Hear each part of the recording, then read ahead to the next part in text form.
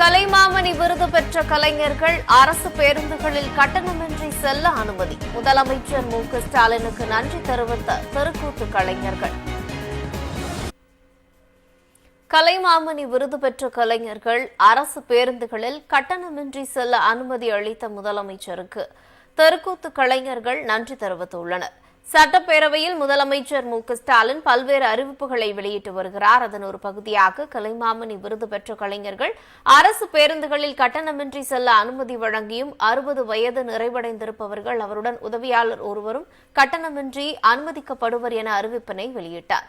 இதற்கு கலைமாமணி விருது பெற்ற கலைஞர்கள் நன்றி தெரிவித்து வருகின்றனர். திருவள்ளூர் மாவட்டம் பட்டறை பெரும்புதூர் கிராமத்தை சார்ந்த கலை வளர்மணி விருது பெற்ற நாடக ஆசிரியர் ரூபன் முதலமைச்சரின் அறிவிப்புக்கு நன்றி தெரிவித்தார். தமிழ்நாட்டு மக்களுக்கு ராஜாவாக முதலமைச்சர் திகழ்ந்து வருவதாக அவர் மகிழ்ச்சியுடன் தெரிவித்தார். ஒரு சில காலங்கள் நாங்க பேருந்தில் போகும்போது பயணிக்கும் போது அந்த பேருந்து கட்டணம் எங்களுக்கு தான் பஸ் சொன்னா கையில கொண்டு போற பேக்கு கூட அந்த ஒரு காலகட்டத்தில் நாங்க பஸ் பேர் கொடுத்துதான் போனோம். ஏன்னா 6 மணிக்கு லக்கேஜ் போடுவேன்னு சொல்லி ஒரு தகராறுல நாங்களே செய்திருக்கோம்.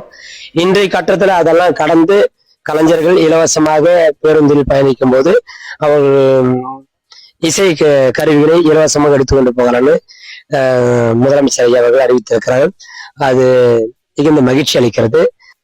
இந்த நாடக கலைஞர் நலனை பாராட்டி எங்களுக்கு பஸ் பாஸ் உதவி செய்த தமிழ்நாடு முதலமைச்சர் ஐயா அவர்களுக்கு நெஞ்சார்ந்த நன்றியை தெரிவித்துக் கொள்கிறோம்.